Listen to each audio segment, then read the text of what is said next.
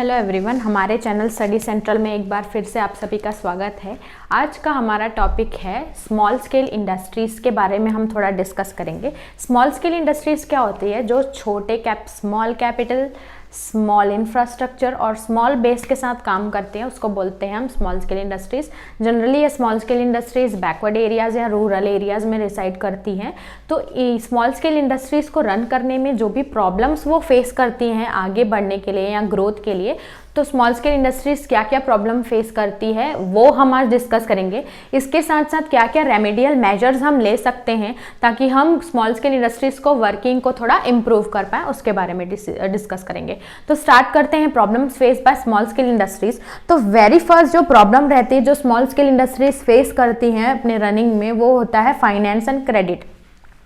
Obvious सी बात है, वो स्मॉल स्केल क्यों है? क्योंकि उनके पास एडिक्वेट कैपिटल या फाइनेंस नहीं है ताकि वो अपने बिजनेस में वो इन्वेस्ट कर सकें। ठीक है, तो जनरली स्मॉल कैपिटल या इनएडिक्वेट कैपिटल फैसिलिटीज होने के कारण वो ज़्यादा इन्वेस्ट नहीं कर पाती अपने बिजनेस में।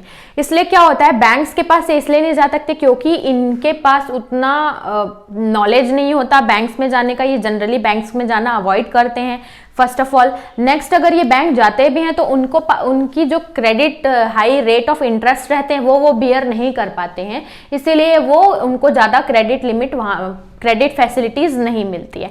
एट लास्ट क्या होता है, स्मॉल स्केल इंडस्ट्रीज़ के जितने भी वर्कर्स रहते हैं या जो भी रहेगा वो अगर वो जाता है तो उनकी क्रेडिट वर्थिनेस उतनी नहीं रहती, तो बैंक जनरली अवॉइड करती है उनको क्रेडिट देना।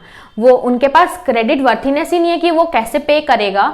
उनके सर्कमस्टेंसेस को देखते हुए बैंक उनको जनरली लोन्स नहीं देती है। तो इसके कारण ये एक उनका मेन प्रॉब्लम या ड्रॉबैक हो जाता है कि वो अपने बिजनेस में कैपिटल या फाइनेंस ला के इन्वेस्ट नहीं कर पाते। नेक्स्ट आता है क्या प्रॉब्लम्स है? इनएडिक्वेट इंफ्रास्ट्रक्चर। अब किसी भी बिजनेस को अच्छे से रन करने के लिए हमें प्रॉपर इंफ्रास्ट्रक्चर फैसिलिटीज चाहिए। क्योंकि ये स्मॉल स्केल पे रन करती है, इनके पास लैक ऑफ फाइनेंस होने के कारण इनकी इंफ्रास्ट्रक्चर फैसिलिटीज उतनी साउंड नहीं रहती।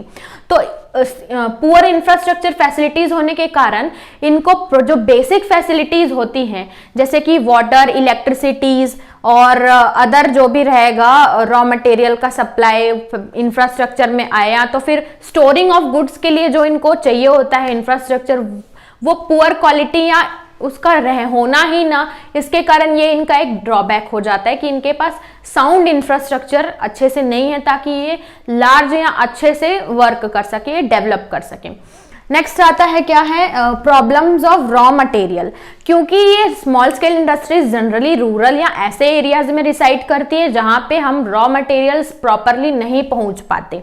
ठीक है, रोड्स फैसिलिटीज ये सारी वहां पे उतनी नहीं रहती है इंफ्रास्ट्रक्चर इनएडिक्वेट होने के कारण, तो इनके पास रॉ मटेरियल नहीं पहुंचता। और अगर देखें तो रॉ मटेरियल क्या होता है, वो थोड़ा हाई कॉस्ट का रहता है। तो ये इनके पास क्योंकि फाइनेंस इतना नहीं रहता तो ये ज़्यादा रॉ मटेरियल पैसे इन्वेस्ट करके रॉ मटेरियल नहीं खरीद पाते। अब भाई जब रॉ मटेरियल खरीद ही नहीं पाएंगे वो इन्वेस्ट करके, तो वो कैसे अपने बिजनेस को सेल करके आगे बढ़ाएंगे? इसलिए ये स्मॉल स्केल में ही रह जाते हैं या ज्यादा ग्रो नहीं कर पाते।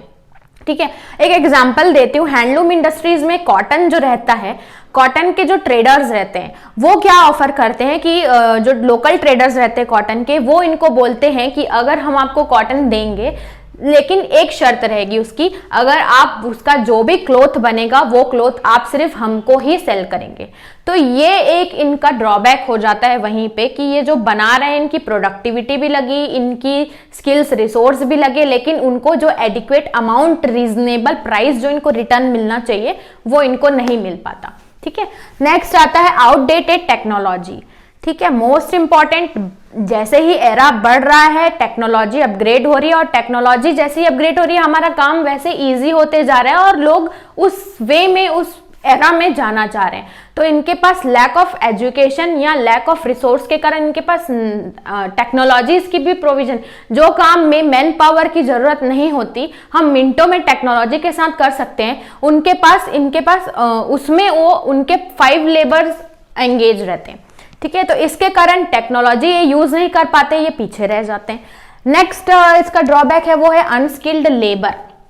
क्या होता है, education is not an expenditure, it is an investment. Means इनके पास जो लेबर्स रहते हैं वो इतने highly educated, qualified, trend, experienced नहीं रहते, ये अनस्किल्ड रहते हैं, बैकवर्ड एरिया से बिलोंग करते हैं, तो इनको एजुकेशन भी इतनी प्रॉपर नहीं प्रोवाइड की गई रहती।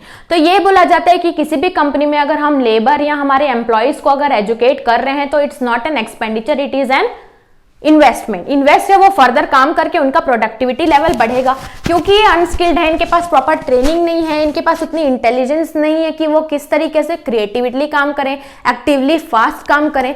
इसके कारण इनकी प्रोडक्टिविटी लो हो जाती है, जिसके कारण स्मॉल स्केल इंडस्ट्रीज ग्रो नहीं कर पाती। नेक्स्ट आता है competition from large scale. Large scale units के पास फॉर श्योर कैपिटल भी ज्यादा है, टेक्नोलॉजी भी ज्यादा है, स्किल्ड लेबर्स है, मार्केटिंग स्ट्रेटेजीज है, इफेक्टिव प्लानिंग है और सारी फैसिलिटीज है स्मॉल स्केल इंडस्ट्रीज। तो आजकल लोग फास्ट और टेक्नोलॉजीज के साथ और क्रिएटिव प्रोडक्ट्स बनेंगे। कोई भी स्मॉल स्केल इंडस्ट्रीज का आउटडेटेड प्रोजेक्ट जो कि ज्यादा टाइम कंज्यूमिंग हो उसमें कोई भी नहीं जाए। तो जो कंपटीशन इनसे मिलता है लार्ज स्केल इंडस्ट्रीज का, उसके कारण ये बैकवर्ड पीछे ही रह जाते हैं, क्योंकि वो उसको कोप अप नहीं कर पाते। ठीक है, उनके साथ वो कंपैरेटिवली उनका मैच नहीं बैठता है इसके साथ। उसके बाद आता है पुअर प्रोजेक्ट प्लानिंग। अब बोलते हैं basically education is very much important. अब इनके पास एजुकेशन नहीं है, क्योंकि ये क्राफ्ट्समैन और आर्टिशियंस रहते हैं स्मॉल स्केल इंडस्ट्रीज वाले, इनके पास पुअर नॉलेज रहता है, एजुकेशन उतना इनका साउंड नहीं रहता। इसके कारण ये प्लानिंग अच्छे से नहीं कर पाते, फ्यूचर को देख के अच्छे से इन्वेस्टिगेट नहीं कर पाएंगे, डिटेल स्टडी नहीं कर पाएंगे कि कैसे वो अपने प्रोडक्ट्स या अपने इंडस्ट्रीज को ग्रो करवा पाए। तो ये एक इनका हिंड्रेंस या ड्रॉबैक हो जाता है। ठीक है, ये तो थे सारी प्रॉब्लम्स जो स्मॉल स्केल इंडस्ट्रीज फेस करती है।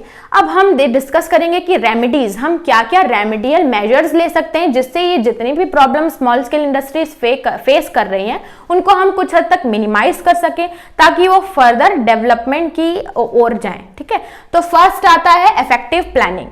हमें जितने भी जो एसोसिएशन काम करती है अगर इंडस्ट्रीज के लिए, तो उनको प्रॉपरली सेमिनार्स या ट्रेनिंग्स ऐसी कंडक्ट करानी चाहिए जिनमें इनको इफेक्टिव प्लानिंग टेक्निक सिखानी चाहिए।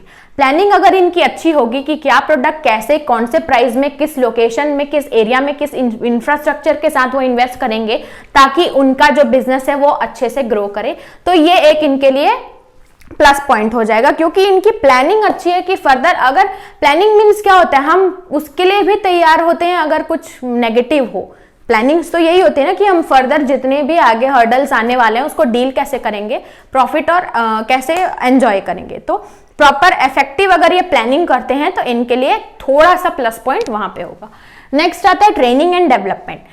ट्रेनिंग अपने इनके मोस्ट इंपॉर्टेंट है, ट्रेनिंग प्रोवाइड करना। गवर्नमेंट को टाइम टू टाइम एक ऐसा प्रोग्राम कंडक्ट कराना चाहिए जिससे स्मॉल स्केल इंडस्ट्रीज को प्रॉपर ट्रेनिंग दी जाए और उनको जो भी टेक्नोलॉजी के थ्रू चेंजेस आ रहे हैं या क्या डेवलपमेंट की ओर वो बढ़, ट्रेनिंग देंगे तो उन प्लस ये फैमिलराइज होगा कि आजकल वो इसके एरा में वो कैसे काम कर सकते हैं। ठीक है, नेक्स्ट आता है एडिक्वेट क्रेडिट अरेंजमेंट। गवर्नमेंट को दूसरा स्टेप ये लेना चाहिए कि वो लो रेट ऑफ इंटरेस्ट में एक ऐसी बैंक्स खोलें जो कि सिर्फ स्मॉल स्केल इंडस्ट्रीज को हेल्प करने के लिए उनको लोन प्रोवाइड करें, ताकि उनके पास वो हाई रेट ऑफ इंटरेस्ट पे करने का बर्डन भी ना हो। और अगर उनके पास वो कैपेबिलिटी है, सिर्फ फाइनेंस के कारण वो पीछे हट रहे हैं, तो ये उनका एक ड्रॉबैक नहीं रहेगा, वो इजिली आगे ग्रो कर पाएंगे। नेक्स्ट टॉपिक आता है प्रोविजन इफेक्टिव मार्केटिंग अरेंजमेंट्स। इनको इतनी ट्रेनिंग देनी चाहिए ताकि ये मार्केटिंग अच्छे से कर पाए। कोई भी बिजनेस आपने खोल लिया, अगर आपने उसको प्रमोट नहीं किया, लोग उसके बारे में अवेयर नहीं है कि ये चीज भी है, तो आपका बिजनेस एज कंपेयर टू उतना स्टैंड नहीं कर पाएगा। तो प्रॉपर मार्केटिंग करनी चाहिए, न्यू डिजाइन्स के साथ, न्यू ऑफर्स के साथ, न्यू पैटर्न के साथ, न्यू क्रिएटिविटी के साथ अगर ये अपने मार्केटिंग स्ट्रेटजीज यूज करते हैं तो थोड़ा इनके बिजनेस में ग्रो होगा। नेक्स्ट आता है provisional infrastructure facilities. Next step जो गवर्नमेंट को हम इनिशिएट करेंगे यूज करने के लिए वो होगा इंफ्रास्ट्रक्चर। अगर ये रूरल या बैकवर्ड एरियाज में रिसाइड करते हैं तो इनका इंफ्रास्ट्रक्चर ऐसे डेवलप करना चाहिए जहां पे proper water, road, electricity, basic raw material, ये सारी चीजें या मैन पावर अवेलेबल हो, ताकि वो इंडस्ट्रीज और थोड़ा स्मूथली वर्क कर सके, वो एक उनके लिए प्रॉब्लम ना खड़ी कर पाए। ठीक है, उसके बाद लास्ट है लेटेस्ट मशीन एंड टूल। अगर वो फैमिलराइज हो जाएंगे मशीन्स और लेटेस्ट जो टूल्स हैं अभी जो यूज कर रहे जा रहे हैं, तो इनके पास प्रोडक्टिविटी लेवल भी बढ़ेगा, इनका टाइम भी सेव होगा, प्लस ये ज्यादा सेल कर पाएंगे। ठीक है, तो ये एक इनको थोड़ा और आगे ले आएगी डेवलपमेंट के थ्रू। तो ये था हमारा टॉपिक स्मॉल स्केल इंडस्ट्रीज की प्रॉब्लम्स और उसके रेमेडियल मेजर्स। मिलते हैं नेक्स्ट वीडियो में नेक्स्ट टॉपिक के साथ। Thank you.